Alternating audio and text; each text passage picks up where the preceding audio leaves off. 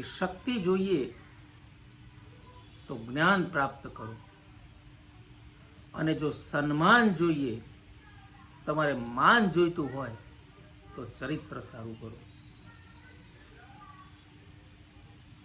બહુ સુંદર મજાનું વાક્ય છે મિત્રો. કારણ કે જ્ઞાનમાં અને આપણા ચરિત્રમાં એટલી તાકાત છે મિત્રો. તમારા વિચારોને બહુ મજબૂત કરી શકે છે જ્ઞાન.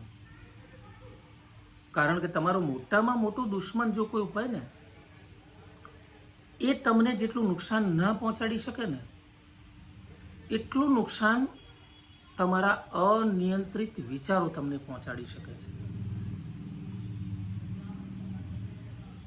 કોઈ વ્યક્તિ પાસે ગમે તેટલો પૈસો હોય, ધન સંપત્તિ, સુખી હોય, અપાર પૈસા હોય, પણ એ જ્ઞાની ના હોય, વિચારો ઉપર કંટ્રોલ ના હોય,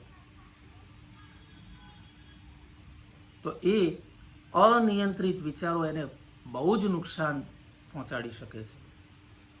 એટલે કહેવામાં આવ્યું છે મિત્રો કે તમારો મોટામાં મોટો દુશ્મન પણ તમને નુકસાન ના પહોંચાડી શકે જેટલું નુકસાન તમારા અનિયંત્રિત વિચારો તમને પહોંચાડે છે. અને છેલ્લે ભગવાન ગૌતમ બુદ્ધને યાદ કરી દઉં કે ગૌતમ બુદ્ધના આ સિદ્ધાંતની વાત કે કોઈ મારું ખરાબ કરે, કોઈ મારું ખરાબ કરે એ એનું કર્મ છે, પરંતુ હું કોઈનું ખરાબ નહીં કરું એ મારો ધર્મ છે. તો મારે શું કરવું જોઈએ? એ મારે પોતે જ વિચાર કરવાનો છે. હું કે તમે, આપણે કંઈક વિશેષ છીએ. ક્યારેય બીજા સાથે કોઈ કમ્પેરિઝન ના કરો, કોઈ સરખામણી ના કરો. આપણે જ આપણું જીવન જીવવાનું છે અને એ પ્રકારે આપણું ઘડતર કરવાનું છે. મિત્રો, આશા રાખું છું કે આજના મારા વિચારો આપ સર્વે મિત્રોને ખૂબ ગમ્યા હશે. ગૌતમ બુદ્ધ, રોબિન શર્મા, આવા સારા સારા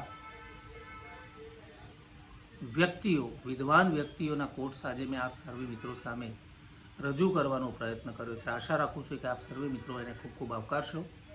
મિત્રો, હજી સુધી મારી ચેનલને સબસ્ક્રાઈબ ન કરી હોય તો બહુ જ જલ્દીથી એને સબસ્ક્રાઈબ કરી લો. કારણ કે હવે પછી આવનાર સમયમાં અધ્યાત્મ, મ્યુઝિક અને મોટિવેશન ઉપર મારા નવા વિડીયોઝ આવી રહ્યા છે. ધન્યવાદ. નમસ્કાર.